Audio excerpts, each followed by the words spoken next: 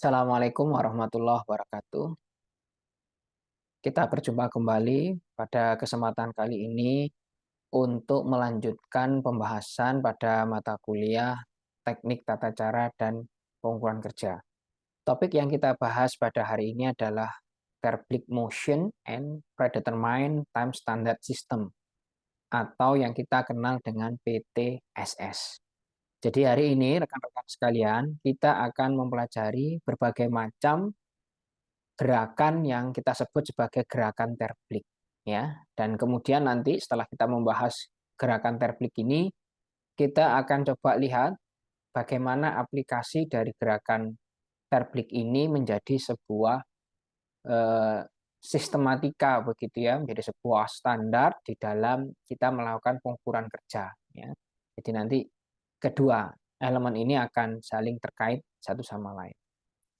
Ya, baik, itu adalah materi yang akan kita bahas dan materi yang kita bahas tersebut kita akan bagi menjadi beberapa section. Yang pertama adalah kita akan bahas dulu yang kita sebut sebagai gerakan terblik ya. Kemudian kita akan lanjutkan dengan predetermined time standard system. Ya, ada beberapa jenis dalam PTSS ini. Kemudian nanti kita akan lihat yang namanya method time measurement ya. Kira-kira itu adalah agenda yang akan kita bahas pada kesempatan kali. Baik, teman-teman sekalian, kita mulai dulu pembahasan kita. Yang pertama adalah terkait dengan Terblik Motion. Ya, ada beberapa hal yang mungkin perlu kita simak ya terlebih dahulu ya untuk mereview materi yang sudah kita bahas pada pertemuan sebelumnya.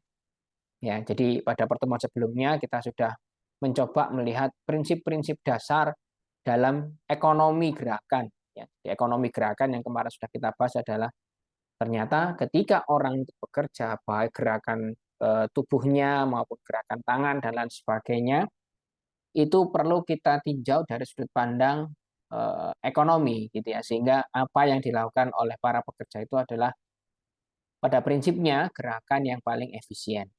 Nah, pembahasan kita yang lalu itu ada pada konteks macro motion dan ada konteks micro motion, gitu ya. Nah, pada konteks macro motion ini kita akan melihat bahwa kita akan menggambarkan gerakan-gerakan yang dilakukan oleh operator itu dari sudut pandang yang makro, artinya bisa menggambarkan overall factory flow or processes. Ya, sementara yang micro motion ini adalah lebih kepada evaluasi terhadap gerakan-gerakan mikro dari anggota tubuh yang mana gerakan itu kita akan analisis tidak dalam proses atau factory flow secara keseluruhan, tetapi kita akan fokus kepada gerakan tubuh yang ada di dalam sebuah stasiun kerja. Jadi kita akan mencoba melihat ya apakah ada gerakan-gerakan yang merupakan gerakan yang tidak efisien atau gerakan yang pemborosan ya. Kemudian juga akan kita lihat apakah ada idle time dan lain sebagainya yang terjadi pada saat orang bekerja di workstation masing-masing. Ya, jadi itu adalah micro motion. Ya, micro motion itu adalah yang lebih kecil ruang lingkupnya, yaitu misalnya adalah gerakan tangan, gerakan anggota tubuh pada suatu workstation. Nah, pembahasan kita kali ini kita berbicara tentang gerakan terblik, kita bicara tentang MTN, itu termasuk kategori yang micro motion. Baik ya, teman-teman sekalian. Nah, ini juga masih mereview dari pertemuan sebelumnya, di mana yang kita bahas yang lalu itu ada beberapa prinsip dasar dalam motion economy. Ya, prinsip dasar dari ekonomi gerakan yang dilakukan oleh anggota tubuh dan beberapa macam contoh gerakannya itu bisa kita lihat di sini ya. Prinsip-prinsip dasarnya adalah yang pertama, menurut prinsip ekonomi gerakan ya, kedua tangan sebaiknya ya seharusnya itu fully utilized. Jadi dalam suatu pekerjaan itu tangan kanan maupun tangan kiri dua-duanya itu harus fully utilized. Artinya betul-betul dipergunakan keduanya secara seimbang. Ya, kemudian berikutnya prinsip yang kedua adalah both hands should start and end the movement at the same time. Harapannya menurut ekonomi gerakan, kedua tangan baik kanan maupun kiri itu bisa mulai bekerja dan berakhir untuk melakukan satu pekerjaan itu pada waktu yang bersamaan. Kemudian yang ketiga adalah both hands should not be idle at the same time except during breaks. kedua tangan seharusnya tidak idle, tidak berhenti pada saat waktu yang sama, kecuali pada saat beristirahat. Kemudian yang keempat adalah the movement of the hands will be easier if one is symmetrical and opposite direction. Gerakan dari tangan-tangan kita ini akan lebih mudah jika gerakan keduanya itu simetris. Artinya kalau gerakan tangan kanan kita itu menjangkau di eh, sebelah depan kanan begitu ya, maka yang kiri pun juga begitu, akan menjangkau sebelah depan ya. Nah, harapannya dari gerakan yang simetris itu ketika yang kanan julur, yang kiri juga menjulur, maka ini akan lebih efisien. Begitu juga dari sudut direction. Dari sudut direction itu akan lebih efisien jika terjadi gerakan yang opposite, ya, saling berkebalikan. Ya, kemudian yang kelima, yang kemarin sudah kita simak, itu adalah ya bahwa ekonomi gerakan, prinsip yang kelima adalah try to make slight eye movement. Upayakan untuk membuat gerakan mata yang apa ya, ya tidak terlalu ini ya, tidak terlalu kesulitan untuk mencari suatu barang misalnya ya, gerakan yang simple kira-kira begitu. Ya. Kemudian yang keenam adalah hand or body movement should be safe. Ya. Harusnya ketika orang bergerak, bekerja begitu ya, gerakan tangan dan tubuh ini seharusnya cukup aman, cukup safe begitu ya. Kemudian yang ketujuh adalah the worker can take advantage of the momentum to help work.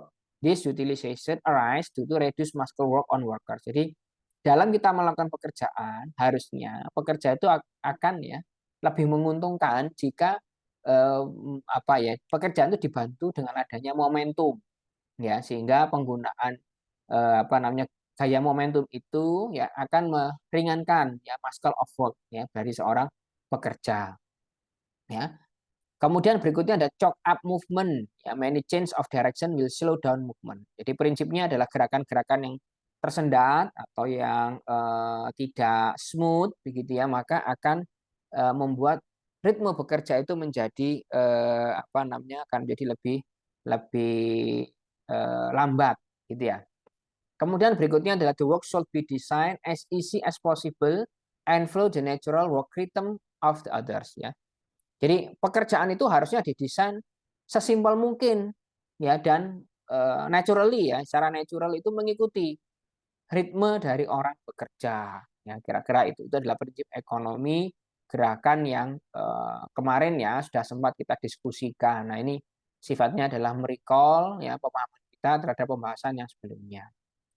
Nah, prinsip ekonomi gerakan yang lain kalau kita bisa lihat itu kita dari sudut pandang apa? Ya, gerakan pada seseorang ketika melakukan suatu tugas tertentu, gerakan yang didemonstrasikan oleh seseorang ketika dia melakukan work element tertentu, atau nanti ada gerakan yang dilakukan seseorang ketika melakukan basic motion element. Ya, pada prinsipnya ini semua ya dilakukan di dalam workstation, dilakukan dalam tadi konteks micro motion tadi. Tetapi kalau kita lihat dalam basic motion element ini adalah yang memang paling dasar dari elemen-elemen gerakan. Ya, misalnya kalau kita lihat dalam sebuah tugas pekerjaan tertentu, maka tugas pekerjaan tertentu ini misalnya adalah menghapus papan tulis misalnya yang paling mudah ya, menghapus papan tulis. Maka work elemennya apa? Elemen pekerjaannya. Mungkin elemen pekerjaannya di situ ada membersihkan misalnya sisi atas dari sebuah papan tulis. Kemudian nanti di situ ada membersihkan penghapusnya sendiri, kemudian akan memberikan katakanlah bahan-bahan tertentu untuk bisa membersihkan secara apa namanya lebih sempurna dari papan tulis yang terkena apa spidol yang bergerak misalnya. Nah, maka work elementnya akan di breakdown lagi menjadi basic motion element. Misalnya adalah basic motion elementnya adalah memegang menghapus misalnya mengarahkan penghapus untuk misalnya ini ya menuju ke sisi kiri bawah dari papan tulis. Maka itu adalah basic motion element ya. Memegang, mengarahkan itu adalah basic motion element. Nah, inilah nanti yang akan kita bahas dalam konteks gerakan terblik tadi.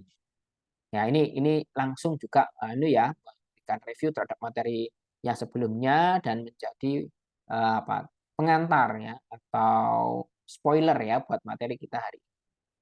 Nah, teman-teman sekalian, setelah kita paham di dalam prinsip ekonomi gerakan, di mana ekonomi gerakan itu bisa menyangkut task, bisa menyangkut work element, bisa menyangkut basic motion element, maka pada saat pembahasan kali ini, kita akan coba melihat basic motion element sebagai unit analisis kita, sehingga work element maupun task nanti yang akan dilakukan itu bisa menjadi lebih efisien.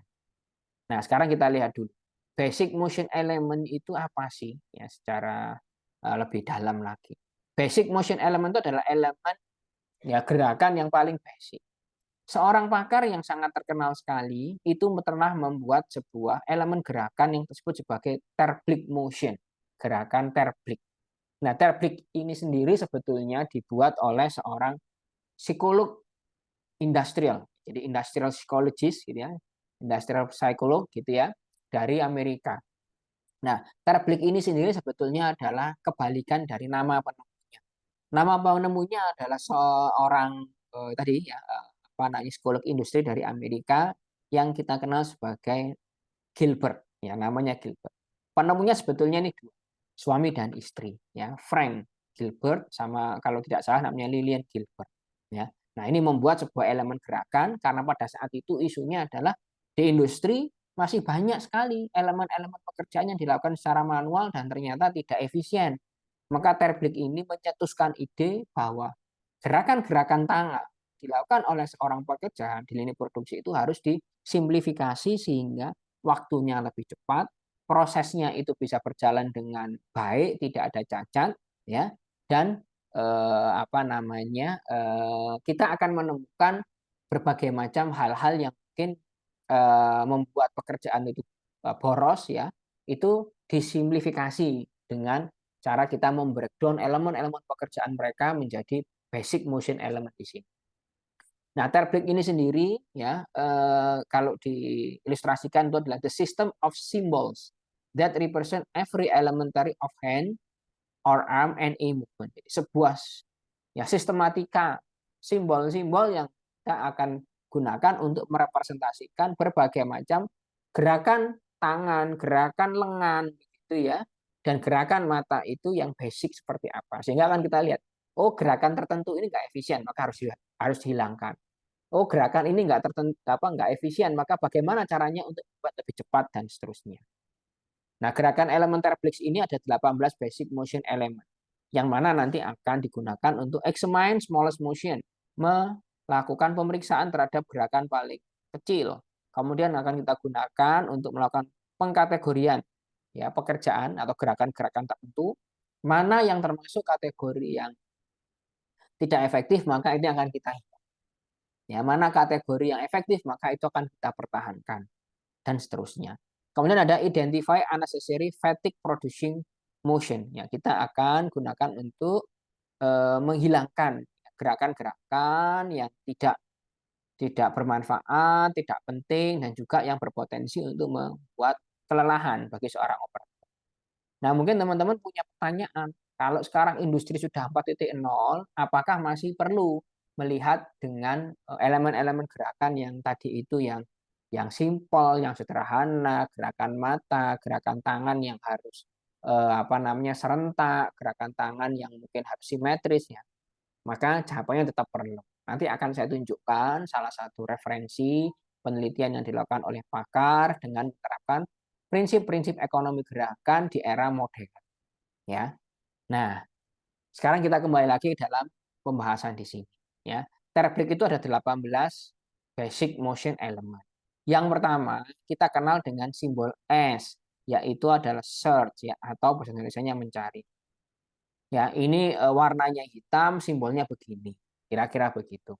Ya. Jadi nanti kita melihat pekerjaan seseorang ya melakukan task tertentu, melakukan work element tertentu, maka kita akan breakdown pekerjaan itu dengan memberikan simbol-simbol ini dan akan kita kategorikan mana yang tidak efisien itu yang akan kita hilangkan. Nanti di akhir dari slide pembahasan ini akan saya tunjukkan contohnya supaya nanti kita bisa punya gambar. Ya, elemen gerakan yang kedua adalah select atau simbolnya SE, warnanya adalah gray light ya. Kemudian simbolnya begini. Kemudian nanti ada grass ya. Grass itu simbolnya G, warnanya light red. Kalau digambarkan dalam sebuah simbol grafis kira-kira bentuknya begini. Nanti ada transport empty, ada transport loaded. Transport empty, transport loaded, ini nanti masing-masing punya gambar yang simbol yang berbeda. Transport empty itu kita melakukan suatu gerakan begitu ya, menjangkau, tapi tangan kita itu kosong, tidak membawa suatu benda. Sementara kalau yang membawa atau transport loaded itu adalah gerakan tangan kita yang tadi setelah menjangkau, nah kita akan memegang, misalnya memegang pensil atau penghapus. Kemudian kita bawa pensil atau penghapus itu kita bawa menuju kita, ya menuju tempat tempat perakitan misalnya. Maka ketika tangan kita itu membawa ya penghapus atau pensil tadi ya, itu termasuk kategori transport loaded ya, kira-kira demikian. Nah, ketika tangan kita berusaha menjangkau pensil atau penghapus tadi itu, maka tangan kita itu posisinya adalah transport empty ya. Jadi andai kata gerakan tangan kita itu mau mengambil sebuah pensil misalnya, maka gerakan pertama untuk mengarah kepada pensil tadi adalah transport empty karena tangan kita belum membawa apapun. Kemudian berikutnya setelah tangan kita itu memegang misalnya grabs gitu ya, maka ketika memegang ini nanti tangan kita arahkan menuju tempat buku kita misalnya ya, yang tempat kita untuk mau menulis. Maka pensil ini dibawa oleh tangan, maka posisi tangan setelah grabs itu adalah transport loaded ya. Kemudian juga ada hold ya, hold ini sama kalau di Indonesia namanya adalah memegang tapi berbeda dengan grasp. Ya, grasp itu condongnya adalah mengambil dengan posisi tangan itu jarinya di bawah, sementara kalau hold itu memegang dengan posisi telapak tangan menghadap ke atas. Kira-kira begitu. Kemudian ada gerakan lagi release, melepaskan ya. RL simbolnya begini. Nanti ada menempatkan atau memposisikan ya, warnanya biru simbolnya begini. Nanti ada yang mengarahkan atau preposition ya, simbolnya adalah PP sky blue warnanya. Ya, jadi menempatkan, mengarahkan itu hampir sama ya. Ya, kalau menempatkan itu ya misalnya tangan kita tadi setelah transport loaded kita tempatkan pensil di atas pouch kita, pouch isi alat tulis, menempatkan. Nah, ketika tangan kita sudah masuk ke dalam pouch tadi, siap meletakkan itu menempatkan. Tapi ketika tangan kita itu masuk ke dalam kayak resletingnya begitu ya, resletingnya pouch ya, maka ini adalah mengarahkan, preposition ya. Kemudian nanti ada inspect atau memeriksa ya, warnanya burn orchard. Ya, ada merakit simbolnya A ya, violet heavy. Atau nanti melepas rakitan disassemble ya, maka simbolnya DA atau violet light ya. Kemudian ada memakai use ya, simbolnya U warnanya purple. Kemudian ada menunda atau unavoidable delay ya, atau delay yang tidak bisa dihindari begitu ya, maka singkatannya simbolnya ada UD dan warnanya yellow. Ya, kira-kira begitu. Disassembly, assemble berbeda. Kalau assemble ya tadi itu merakit, kalau di disassemble itu membongkar rakitan, ya membongkar rakitan. Ya menguraikan suatu benda. Ya, kalau use tadi menggunakan ya, ketika pensil kita gunakan untuk menulis, ya, maka itu adalah use. Elemen gerakannya adalah use. Ya, menunda unavoidable delay adalah suatu penundaan yang nggak bisa kita hindari. Kira-kira demikian. Oke, berikutnya ada menemukan, find ya. Ya, menemukan find. Kemudian ada yang lawannya unavoidable delay adalah avoidable delay. Delay yang misalnya bisa kita tunda. Ada contoh-contohnya yang seharusnya kita tunda gitu ya. Ya, avoidable delay yang bisa dihindari atau dalam bahasa lain itu eh, tidak menunda. Jadi kalau tidak delay yang dihindari itu ya berarti kita nggak delay gitu kan, atau tidak menunda. Jadi langsung mengerjakan suatu elemen pekerjaan tertentu. Nanti ada rest for overcoming fatigue, istirahat. Ada merencanakan plan, misalnya ketika kita mau mencari suatu benda gitu ya, maka bendanya belum ketemu, ya tangan kita mungkin masih menganggur, sementara pikiran kita itu merencanakan gimana cara mengambilnya, gitu ya. Maka itu simbolnya adalah PN atau warnanya brown, ya. Nah, itu adalah beberapa ilustrasi elemen gerakan teknik. Nanti teman-teman bisa simak lebih lanjut lagi definisi dari masing-masing elemen gerakan tersebut ya. Jadi intinya menurut Gilbert 18 ini adalah elemen dasar yang selalu ada dalam setiap kegiatan apa namanya? Tiap kegiatan gerakan dari seorang pekerja tersebut ya. Nah, berikutnya kita akan lihat ada namanya classification of terplik.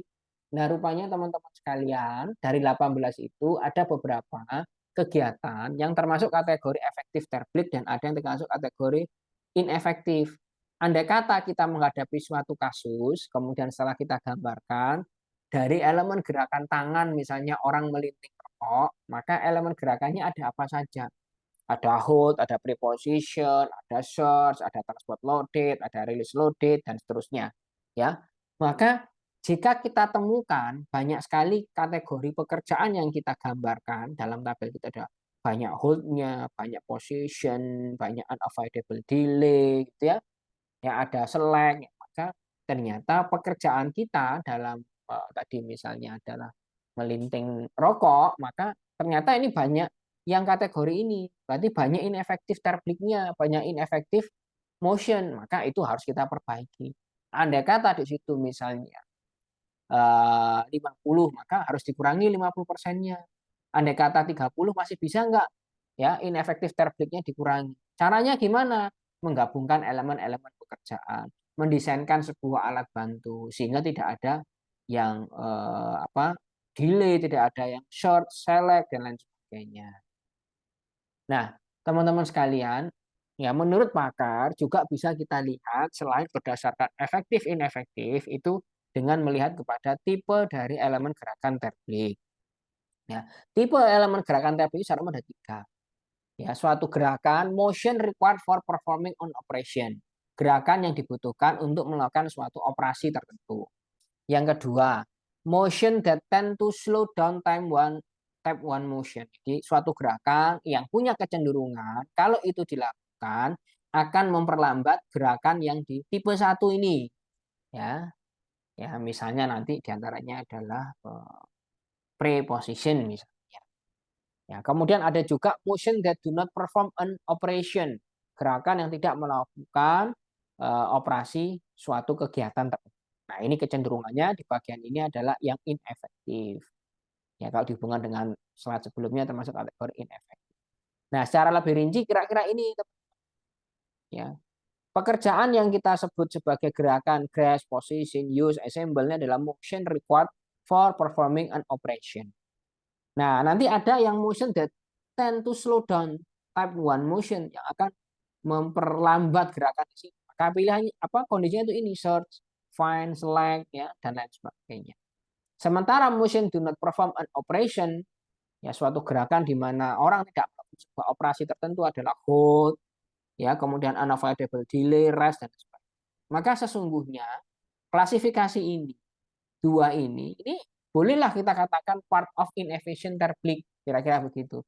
Sehingga inilah yang nanti mau saya minimalkan. Setelah kita punya peta suatu gerakan misalnya meliting rokok, membuat rokok itu kira-kira banyak mana antara yang warnanya apa namanya biru, orange atau kuning. Andai kata banyak yang kuning atau banyak yang orange dan kuning, maka berarti banyak yang tidak efisien.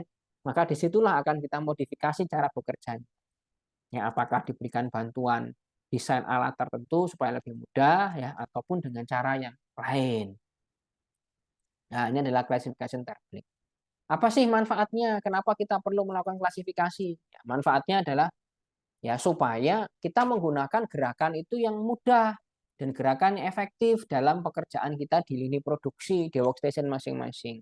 Ya, kita juga perlu untuk apa? Menghilangkan discard motion which are awkward, postur-postur yang mungkin janggal yang tidak baik itu dihilangkan setelah kita bisa membuat menganalisis dengan gerakan terplik itu. Ya, menghindari apa fatigue, menghindari inefektif dan lain sebagainya. Ya.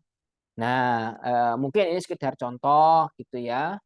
Misalnya adalah person selecting parts for assembly exclusively with one hand while the other remains idle. Contohnya ada seorang pekerja yang melakukan pemilihan komponen yang mau akan dia assembly begitu ya, ternyata dia mengejaknya dengan satu tangan. Artinya tangan satunya tidak bekerja. Maka ini dianggap sebagai Tidak efisien. Kenapa? Ya karena prinsip ekonomi yang lalu sudah kita bahas bahwa satu tangan ideal itu tidak baik, ya tidak efisien. Maka ini dampaknya akan membuat pekerjaan menjadi lebih lambat, ya. Ya, solusinya bagaimana? Ya gunakan dua tangan, ya. Gimana? Ya kita mendorong supaya pekerja itu menjadi lebih pandai, ya, sehingga mereka bisa menggunakan kedua tangannya itu dengan lincah, dengan gerakan yang apa namanya simetris, ya, dan lain sebagainya. Nah, ini teman-teman, contoh jika kita sudah membuat apa deskripsi pekerjaan tertentu itu, ya, dengan apa namanya elemen gerakan triplik. Jadi misalnya gerakan tangan kirinya ngapain, tulis. Gerakan tangan kanannya ngapain, oh tidak ada misalnya. Yang ini clamping, yang ini nanti opening, ya, dan seterusnya. Maka kita kasih kode. Gerakan tripliknya ini apa kodenya, ya. Ya, apakah SH, apakah H atau PPU dan lain sebagainya. Kemudian kita lihat nih waktunya berapa, kan gitu ya. Nah, nanti ada waktu. Pada prinsipnya waktu ini bisa kita ukur dengan menggunakan stopwatch atau kita tidak mengukur tapi menggunakan PTTS yang tadi kita akan bahas di bagian selanjutnya. Ya, jadi gambarnya begini sehingga kita akan tahu oh, ternyata di bagian sini ini banyak yang inefektif. Berarti yang problem di lengan kiri, tangan kiri, maka kita perbaiki yang di sini. Setelah kita tahu potensi atau gambaran seperti ini, maka yang mana yang berpotensi kita hilang, ya kita lihat mana yang kode-kode ini termasuk kategori yang inefektif. Itu yang akan kita perbaiki. Oke ya, berikutnya teman-teman, apa sih manfaatnya atau tujuannya ya? Yang pertama adalah eliminate ineffective triplik if possible. Kita hilangkan ineffective triplik yang ada di sana. Kemudian ada avoid holding object with hand, use work holder ya. Jadi kita kita hindarilah ya, kita bawa benda gitu ya dengan apa dasar tadi ya kita sudah melakukan elemen evaluasi terhadap gerakan-gerakan terblik. Kemudian ada potensi juga kita bisa combine nih gerakan terbliknya supaya left and hand motionnya ini bergerak secara simultan. Ya, kemudian juga ada manfaatnya adalah simplify overall methodology ya, mensimplifikasi. Kemudian juga ada mereduce time ya, mengurangi waktu untuk gerakan ya, shorten distance ya dan lain sebagainya. Maka ini adalah beberapa manfaat atau beberapa tujuan dari kita menerapkan apa namanya apa evaluasi terhadap elemen gerakan terbalik. Baik, teman-teman sekalian, itu tadi yang sudah kita bahas sehubungan dengan apa itu namanya motion ya, motion ya khususnya pada gerakan si terbalik tadi ya, gerakan yang dibuat simbol-simbolnya oleh Gilbert. Nah, semoga gambar yang tadi tabel itu bisa memberikan pencerahan kepada teman-teman bagaimana kita itu bisa menerapkan elemen gerakan itu untuk menganalisa suatu pekerjaan tertentu. Jadi nanti kita evaluasi pekerjaan tertentu kemudian kita buat tabelnya. Mana tabel yang termasuk elemen gerakan terbalik efisien, maka itu akan dipertahankan. Mana gerakan yang dikatakan inefisien, maka itu yang akan dipertahankan. Nah, pada materi berikutnya akan kita bahas ini adalah predetermined time standard atau PTSS. Ya. Predetermined time standard system atau dikenal sebagai PTSS. Ya, nanti PTSS ini nyambung dengan materi yang ketiga, yaitu adalah materi tentang MTM. Ya. Nah, teman-teman sekalian, ini perlu saya jelaskan dulu. Ya, bahwa dalam konteks mata kuliah kita ini, selain merancang pekerjaan, ada isu yaitu work measurement, TTC dan PK. PK-nya itu adalah work measurement. Ya, ini saling berhubungan, jadi kita langsung bahas terkait dengan work measurement. Ya, dalam pengukuran kerja itu ada dua pendekatan. Tipe yang kita sebut sebagai metode direct maupun metode yang indirect, metode yang tidak langsung.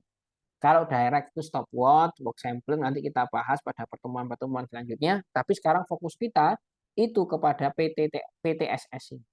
Ya, gimana PTSS ini kita akan coba terapkan predetermined standard time ya dengan menggunakan basic movement yang ada pada elemen gerakan terbalik. Ya, kira-kira begitu. Nah, nanti teman-teman akan lihat juga elemen gerakan terbalik itu sekarang bermetamorfosa menjadi MTM, MTM2, MTM3, MOS ya dan sebagainya saya tunjukkan. Walaupun mungkin nanti MTM, elemen gerakan terbalik ini sudah sangat lama, tetapi prakteknya masih dibutuhkan dan ada beberapa riset terbaru yang justru melakukan pengukuran itu dengan teknologi digitalisasi. Ya, walaupun Tadi gerakan tangannya itu adalah gerakan tangan yang apa ya, eh, mungkin bekerja di proses manual, gitu ya. Tapi ternyata masih dipakai nih sekarang di zaman industri 4.0, teman-teman. Ada papernya ya, saya tunjukkan. Ya, kembali lagi ke sini, maka yang kita bahas adalah fokus on PTTS using ya PTSS using basic movement. Oke ya. Nah, sebelum membahas ke sana ya, maka saya akan tampilkan dulu ya perbedaan antara direct time study dengan indirect. Ya. Pembahasan kita itu sebetulnya di indirect sebetulnya kalau kita bicara tentang PTSS. Nah, ini ya saya tunjukkan lagi slide sebelumnya. Ini kita PTSS termasuk kategori yang indirect. Kira-kira demikian. Ya. Apa kelebihannya? Kelebihannya adalah it only records time without analyzing work movement. Jadi efisien ya apa keuntungannya adalah hanya merecord ya catatan waktu tanpa menganalisa pekerjaannya itu movementnya apa aja, itu nggak perlu dilakukan itu, tapi langsung diukur di lapangan ya. Pekerjanya ini bekerja dari sini sampai sini, tugasnya apa langsung diukur. Disadvantage-nya tentu kalau dalam time study menggunakan sampling, menggunakan stopwatch maka lebih lama ya, lebih lama ya. Karena apa? Orientasinya mau membuat data yang disimal itu data apa. Tapi prakteknya emang lebih lama kalau menggunakan direct time study. Kemudian ada juga direct observation cost, expensive cost, ya meningkatkan biaya pengambilan data. Nah, sementara yang indirect atau PTSS tadi dianggap short observation sehingga lebih cepat selesai. Ya, biaya juga lebih lebih lebih kecil gitu kan. Nah, sementara disadvantage-nya adalah different standard time for each country. Jadi, mungkin satu negara dengan negara lain nggak sama nih standarnya. Yang mungkin di luar negeri karena mungkin jangkauan tangannya cukup jauh dan cekatan, maka waktunya lebih pendek. Ya. Kemudian disadvantage-nya, kita perlu effort besar untuk membreakdown pekerjaan menjadi work element, ya, work movement kan gitu, ya. Nah, jadi ada tahapan di situ tuh yang mungkin memberatkan kalau menggunakan indirect. Ya. Kemudian the work movement, ya, the work movement time data should be adjusted to the type of work. Jadi kadang-kadang perlu di-adjust karena data-data itu mungkin bukan data dari negara kita, tapi ada kekhususan yang kita terjadi tapi di sana tidak ada. Nah, teman-teman sekalian, PTSS ini ya secara umum disebut sebagai ya apa namanya database of basic motion, database of basic motion element and that associated together with a set of procedure for applying for normal line value. Jadi intinya begitu, secara umum begitu. Jadi ini adalah sebuah database dari gerakan dasar yang dari elementer Blik tadi itu yang nanti bisa diaplikasikan untuk menghitung gitu ya waktu normal dan lain sebagainya. Jadi adalah PTSS ya. Jadi database sebetulnya PTSS ini ya. Nanti ada perkembangannya dari elemen gerakan terblik ya. Kalau Anda lihat di sini secara skematik pertama kali tahun 20-an elemen gerakan terblik ini muncul. Ada juga GAN ya membuat untuk human factors. Ya, ada Harrington Emerson Management. Nah, menariknya ya ini part of ini PTT ini ya PTSS ya PTSS tadi ya. Maka Anda lihat nih elemen gerakan terbalik ini menjadi MTM, nanti kita bahas, nanti berubah menjadi BMT, berubah jadi MTM 2, berubah nanti menjadi yang lain, tapi intinya walaupun mungkin Anda di sini tahunnya agak lama tapi ini masih terpakai, masih relevan, bahkan di industri 4.0 pun bisa kita terapkan model ini. Nanti ada papernya akan kita coba simak sama-sama ya. Nah, ini intinya adalah PTSS itu adalah ya, berhubungan dengan Gilbert ini. Makanya dalam course note kita itu dijadikan satu yang terkait dengan ini, ya, isu ini. Oke, lanjut ya. Ya, teman-teman sekalian, tujuannya apa sih melakukan PTSS ini? Tujuannya adalah make a methods analysis to determine an effective work method. Untuk menentukan manakah efisien work methods yang terbaik. Ya. Kemudian juga bisa tujuannya adalah determine the amount of time necessary to do the job. Jadi kita akan menentukan berapa lama sih waktu yang sebetulnya dibutuhkan untuk melakukan suatu pekerjaan tertentu. Isunya begitu ya teman-teman. Nah sekarang kita mulai masuk ya tadi sudah kita tahu PTSS seperti apa. Intinya adalah database yang dikumpulkan, yang dibuat oleh seorang tim pakar gitu ya sehingga kita tidak perlu lagi mengambil data di lapangan. Nah PTSS tadi itu salah satunya adalah MTM. MTM yang kita bahas pada slide ini adalah MTM-1 yang dia didevelop pada tahun 1946. Ya. MTM is procedure with analysis any manual operation or methods into the basic motion required to perform it and assign to its motion a predetermined time standard which is determined by the nature of the motion and the condition under which it is made. Ya, jadi MTM itu adalah suatu prosedur yang akan menganalisa berbagai macam operasi-operasi manual ya menjadi kita breakdown menjadi basic motion required. Ya, sehingga kita akan bisa menentukan kira-kira ya PTSS-nya itu berapa banyak. Jadi pakai MTM ini nanti tabelnya, datanya kita kira-kira begitu. Ya. Jadi setelah kita tahu ya kita bisa lakukan apa? Perubahan. Oke ya. Dia punya 10 kategori of movement, nanti saya tunjukkan. Kemudian ada standar nilainya adalah 1 TMU. Time measurement unit itu ekuivalen dengan 0,036 detik atau 0,0001. Nah, asumsinya adalah times are for an experienced worker working at a normal pace. Jadi waktu yang digunakan ini yang ekuivalen dengan ini adalah asumsinya adalah dia dilakukan oleh pekerja yang terampil ya dengan apa namanya working normal pace ya, waktu yang normal dan sebagainya. Ya. Kemudian berikutnya adalah no allowance are included time. Jadi nggak ada allowance di MTM1. Nah, ini saya tunjukkan ya sekaligus menunjukkan gambarannya. Ya, aktivitas reach itu kayak apa? Ini reach ya. Reach itu bisa berarti reach to an object in a fixed location.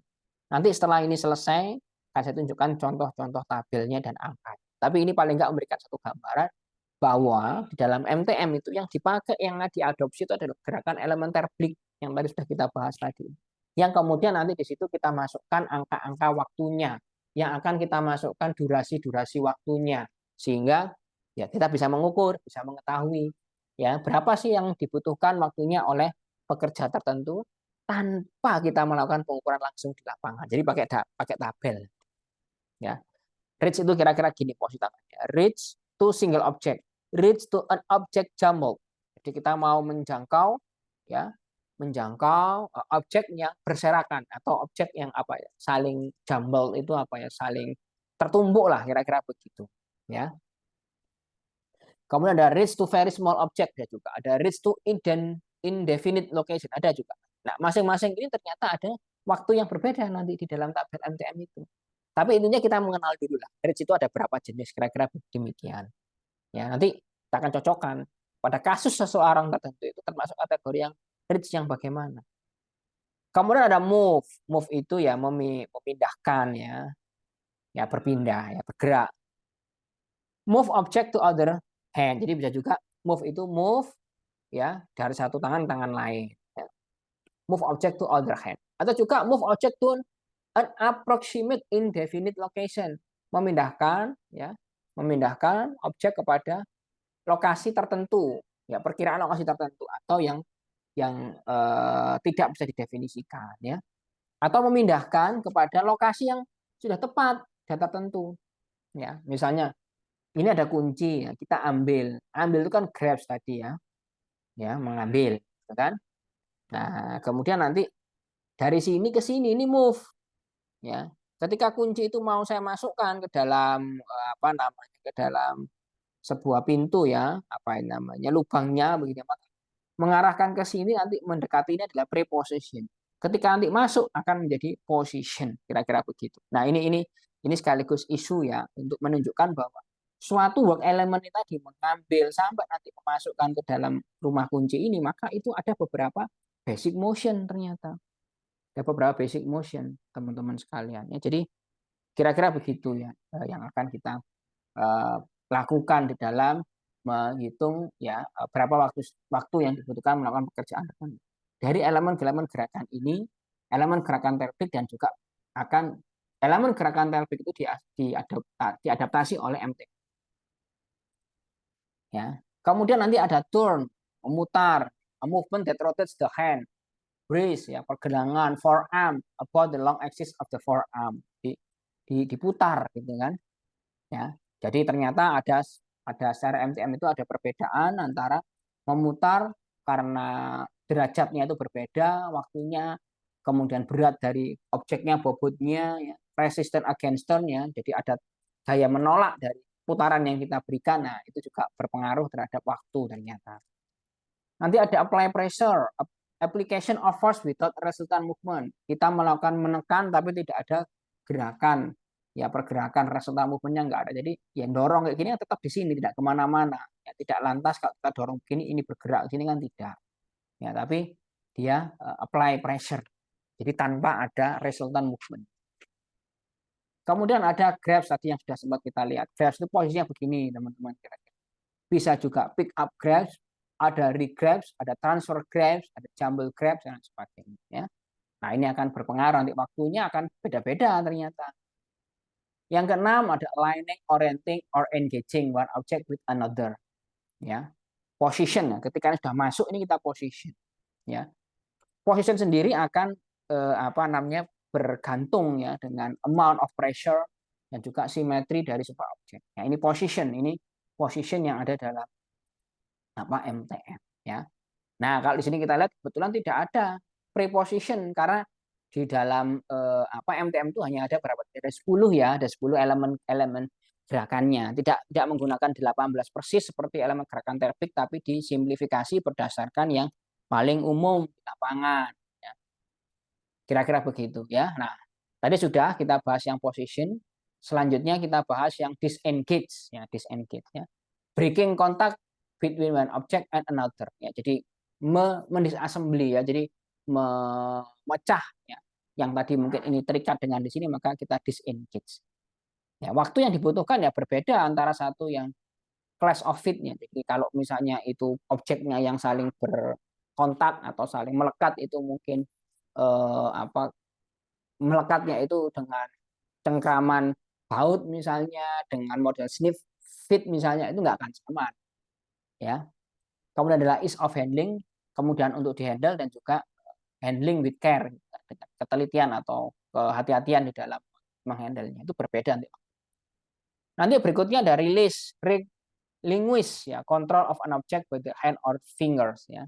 Ini release ya, melepaskan. Kemudian berikutnya yang lain-lain adalah other motion, ada body, leg, foot motion, eye motion, combined motion, and limited motion. Ya, itu adalah yang digunakan dalam MTM, teman-teman.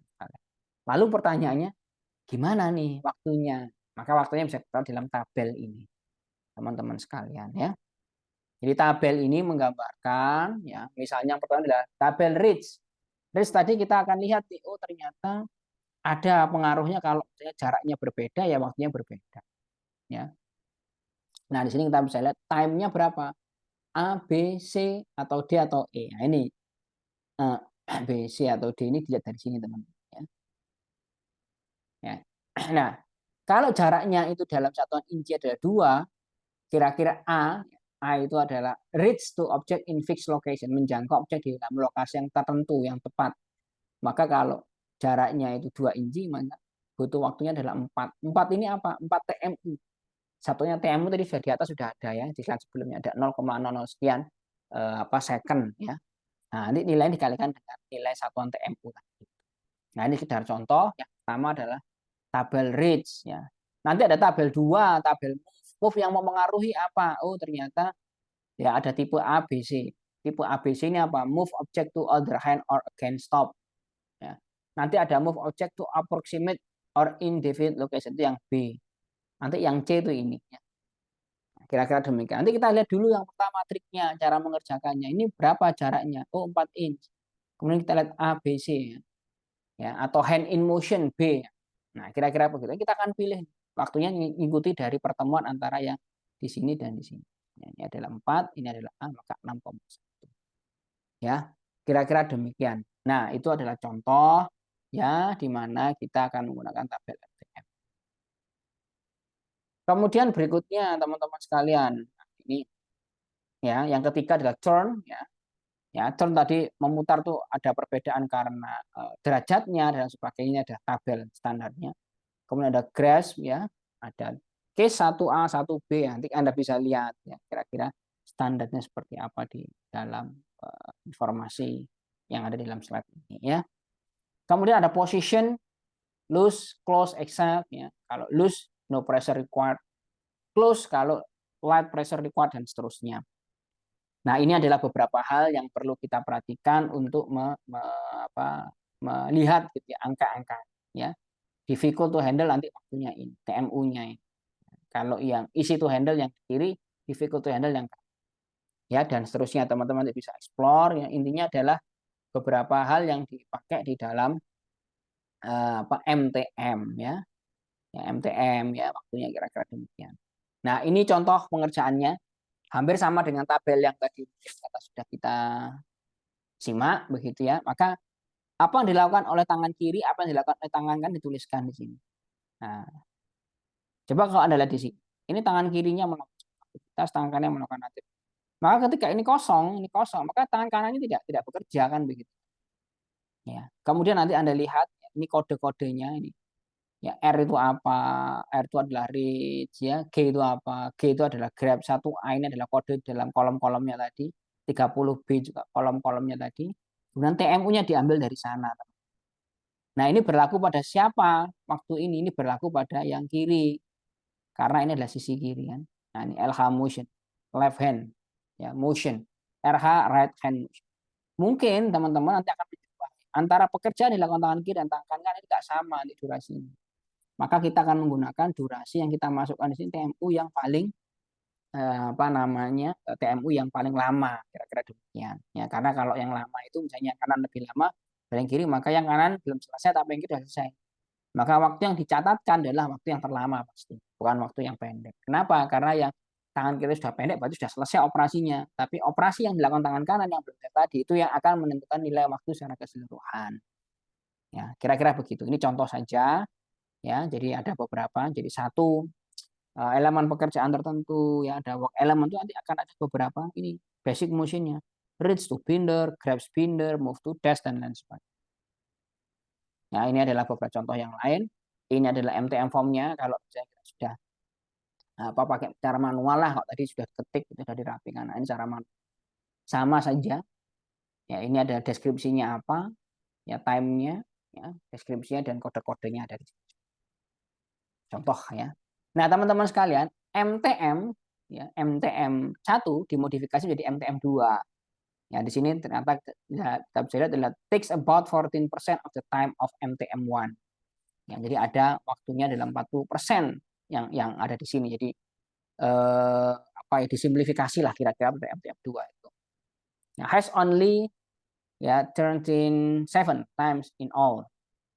Oke, kategorinya adalah get. Ya, get ya, ini adalah kombinasi antara reach and grab. Jadi kalau di elemen gerakan terbalik maupun di MTM 1 ada reach sendiri, ada grab sendiri, maka ini digabungkan menurut MTM 2 menjadi get ya. Atau juga put, ini adalah gabungan combine move and position ya, move memindahkan dan posisikan itu put, disimplifikasi begini ya, include nanti 7 others motion ya, ada tabelnya juga sebetulnya. Hanya nanti teman-teman bisa cari tabel source untuk MTM 2. Nanti bagaimana cara mengerjakan sama, dikerjakan dengan menggunakan tabel begini. Kira-kira demikian. Ya, nah, kemudian tadi MTM 2 diperbaiki juga lagi di MTM 3 kan. Tadi kan ada di diagram trinya ya, sampai ke mos sampai mana-mana. Intinya ini adalah improvement lagi yang dilakukan oleh pakar. Takes about 15% of the times of MTM 1 untuk task. Ya. Oke, nanti juga ada has only 10 times dan lain sebagainya. Ini merupakan satu simplifikasi yang dilakukan supaya apa lebih lebih cepat dalam melakukan proses pengukuran. Oke, kategorinya kalau tadi ada penggabungan di MTM 2, maka di sini adalah K kategori adalah handle and transport. Ya, ada tabelnya sendiri yang tujuan, sehingga betulnya kalau kita membuat perhitungan itu kita mau pakai yang mana sih sebetulnya, mau pakai yang MTM 1, MTM 2 atau MTM 3 itu optional, boleh kita pakai salah satunya. Ya. Kalau kita misalnya pertimbangan mau yang detail sekali ya, maka pakai MTM 1 gitu ya, yang tabelnya mungkin lebih lebih lengkap begitu ya. Nah, tentunya juga ada pertimbangan lain ya. Mungkin nggak dia lebih lengkap, lebih rinci begini ya.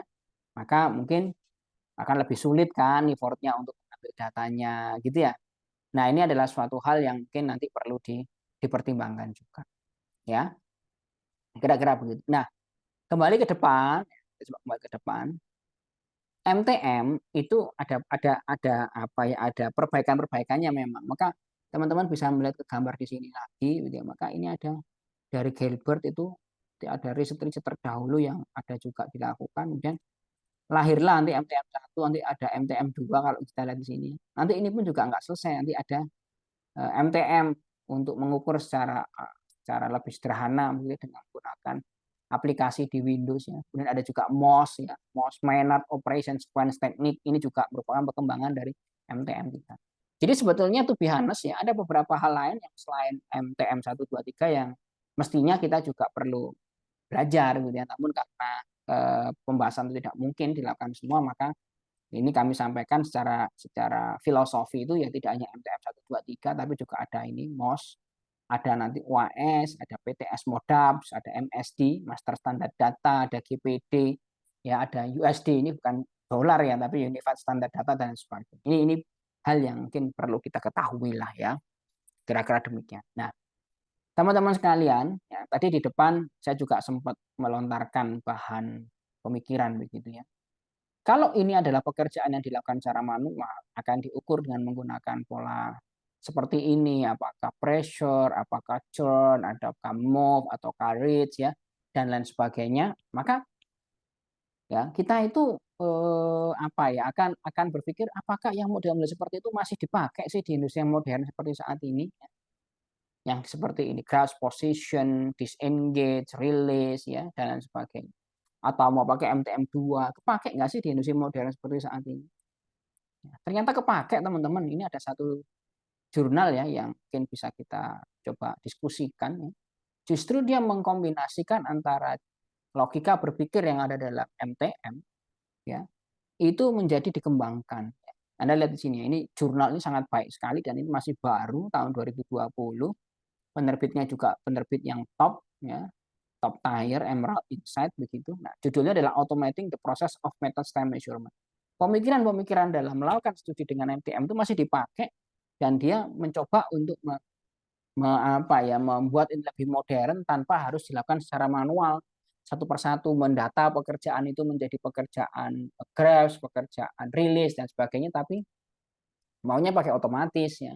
Maka dia melakukan sebuah eksperimen ini. Ya, Fantoni, Zubaidi sama Mazzi ini yang melakukan, dan ini dipublish di jurnal International Journal of Productivity and Performance Management. Ya, ini masih baru ini tahun 2020. Anda kalau lihat di dalam abstraknya mungkin bisa kita ketahui bahwa tujuan dari studi ini adalah untuk melaporkan ya, the works reports on developing method time measurement system by measuring manufacturing assembly process automatically. Jadi dia melakukan sebuah riset pada industri manufaktur ya, assembly gitu ya, yang ada assembly-nya di dalamnya itu ya, pengembangan method time measurement ini ya. Dan ini dia melakukan modelnya dengan menggunakan automatic system. Automatic system ini memungkinkan para production engineers dan manajemen itu untuk mendeteksi proses and display concise and accurate information about the operation in real time. Jadi orangnya nanti operator dikasih beberapa device kayak sensor dan sebagainya. Kemudian kita bisa langsung analisis gerakan tangannya ini efektif atau enggak. Ya. Device sensornya ternyata itu ada bisa di sini. The system is based on Internet of Things technology and RFID antenna. Jadi ada RFID yang dipasang di dalam tangannya itu ada antenanya juga untuk mendeteksi dia berada di tempat mana. Dan sistem akan mendeteksi waktu yang langsung dihasilkan dari gerakan tersebut. Ya, kira-kira demikian. Jadi ini teknologinya cukup canggih. Ya, intinya adalah ada RFID antena. Kita akan lihat bentuknya kayak apa. Nah, mungkin finding-nya dulu yang mungkin bisa kita bahas gitu ya. Bahwa finding yang ada di dalam abstrak disebutkan bahwa this automatic system is promising considering the accurate time measurement and recommendation that obtained from the study which includes measuring manual assembly operation to be followed in order to overcome the limitation which are not only technical but also managerial, legal, and organizational. Jadi findingnya itu ternyata alat otomatis ini yang pakai RFID, pakai teknologi sensor dan sebagainya ternyata dianggap sebagai yang sangat menjanjikan ya untuk melakukan pengukuran di era saat ini.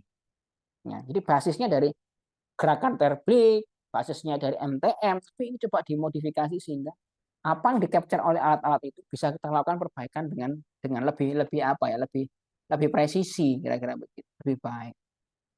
Nah, bagaimana prosesnya? Ada beberapa proses yang dia lakukan. Yang pertama adalah di dalam paper ini, acquire the information of operation and variable. Jadi kumpulin beberapa informasi dan operasi dan serta variabel yang relevan. Kemudian define the operation, yang kita tentukan operationnya bagaimana ya untuk mengurangi disambiguate gitu ya. Dan adalah modify the environment by monitoring of the engineer. Kita akan melakukan pemantauan terhadap engineer ya, kita engineering ya, engineer, sehingga nanti kita akan bisa memodifikasi lingkungan dalam pekerjaan itu. Nah, kemudian kita akan lihat sensitized operators ya, PPE-nya dan sebagainya, kita lihat ya apakah dipakai dan sebagainya, dan itu mungkin ya akan berpengaruh sih kepada nanti belakang itu ya. Andai kata menggunakan tools tertentu yang tidak efisien, ternyata itu membuat hasil perhitungan otomatis MTM-nya jadi lama. Nah, itu jadi bahan evaluasi. Jadi dikumpulin dulu informasi. Kemudian acquire data from the sensor. Setelah diimplementasikan, dikumpul-kumpul nanti dari sensor. Kemudian transform and transfer data. Kemudian adalah summarize and arrange data. Jadi kita buat rangkuman, cari informasi-informasi berikutnya, dan kita lakukan improvement. Nah, ini semua proses ini dibantu ya pada prinsipnya teman-teman sekalian ya. Mohon maaf ini kayaknya baterai saya habis ya. Jadi saya coba ulang lagi ya, share screen-nya. Ini saya stop dulu. Kemudian saya share screen lagi untuk menampilkan PPT-nya. Ya, nah. Semoga sudah tampak lagi ya PPT-nya ini. Nah, ini adalah tahapan tadi. Ya, tahapan tadi untuk bisa menggambarkan proses yang di dalam menggunakan sensor RFID dan seterusnya tadi. Nah, ini tadi alatnya. Jadi pekerja itu ditambahin beberapa alat sensor ya, baik di tangan, di alat-alat tools-nya maupun di sini untuk bisa kita kumpulkan informasi-informasi secara real time gerak-gerakan. Di sepatu, di kaki, di obeng, di bor ya, mungkin di peralatan-peralatan tertentu, mungkin di APD-nya juga ya, dan sebagainya itu dipasangin beberapa peralatan untuk mengukur. Nah, ternyata ini kelihatan teman-teman secara otomatis dari waktu itu kelihatan nih. Ya, waktunya ini naik, ada waktunya. Oh, ini nggak kedeteksi waktu kira-kira sekian, kedeteksi lagi waktunya sekian ini. Ini waktunya sekian nggak kedeteksi lagi. Nah, ini adalah suatu proses di mana ya orang-orang itu melakukan suatu pekerjaan. Sehingga kalau kita lihat nggak kedeteksi ini ya mungkin ya ketika alat itu dipakai misalnya orang ini nggak melakukan apa-apa, ada delay gitu kan. Nah, itulah satu fenomena sehingga kita bisa tahu oh ternyata nggak efektif, delay-nya cukup banyak. Kira-kira demikian. Tadi yang dipasang di tangan, pasang di tangan, ya, di sini di atasnya juga ada nih, di sini juga ada, di beberapa peralatan yang juga dipasangin supaya bisa kita mendeteksi secara lebih tepat lagi, ya. Dan seterusnya, ya, kira-kira demikian. Nah, ini yang dilakukan oleh orang, ini hasil analisisnya, ya, ada durasi waktu, ada yang mungkin puncak dan lain sebagainya, ini bisa dievaluasi oleh dia. Nah, intinya yang ingin disampaikan adalah dari conclusion dari jurnal itu sebutkan bahwa the system has been installed in the software in few minutes. The tools have not been considered as invasive. The operator rapidly forgot their presence. Yeah. The measurement acquired demonstrated to be valuable and help in starting redesign and assembly process. Jadi menariknya adalah bahwa pengukuran ini ya bisa gitu ya secara ya berharga begitu dan membantu proses redesigning pada suatu proses assembly tertentu. Ya. Nah, di sini bisa kita lihat bahwa although the MTM4 demonstrated interesting outcome in the term of speed, reliability, accessibility, etc. Numerous are the issue to be still solved and aspect to better engineer. Jadi memang masih ada beberapa hal yang masih perlu untuk di improve ya, diperbaiki ya. Namun demikian suatu hal yang cukup menjanjikan begitu ya, cukup cukup berharga lah ya, cukup penting lah untuk melakukan penguatan. Jadi memang ada beberapa kelemahan tapi punya potensi besar dan dikembangkan ya. Nih, ya, the automated method time measurement 4.0 system has a high potential on manufacturing process planning and scheduling, workplace design, facility layout design, redesign, material handling, time measurement, and human machine interaction. While the negative implication aspect could appear in some industrial application, which influence on the efficiency of the system as mentioned in the limitation of graph of the paragraph. Ya. Jadi intinya ini sangat menarik, sangat punya potensi besar untuk diterapkan ya, supaya nanti dalam proses, penghitungan waktu kerjanya ya, planning, scheduling, kita bisa melakukan workplace design, perbaikan facility layout, perbaikan human machine interaction dan sebagainya itu punya potensi yang cukup besar. Nah, kira-kira demikian ya.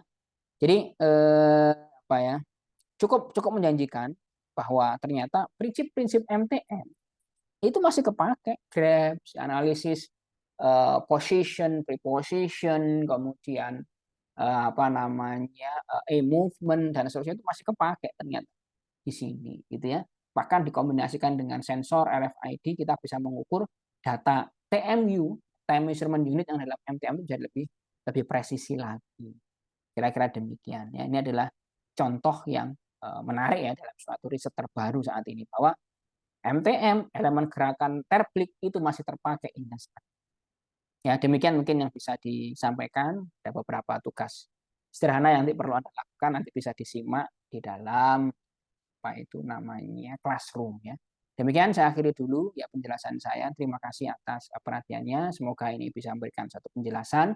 Ya, terima kasih sekali lagi. Assalamualaikum warahmatullahi wabarakatuh.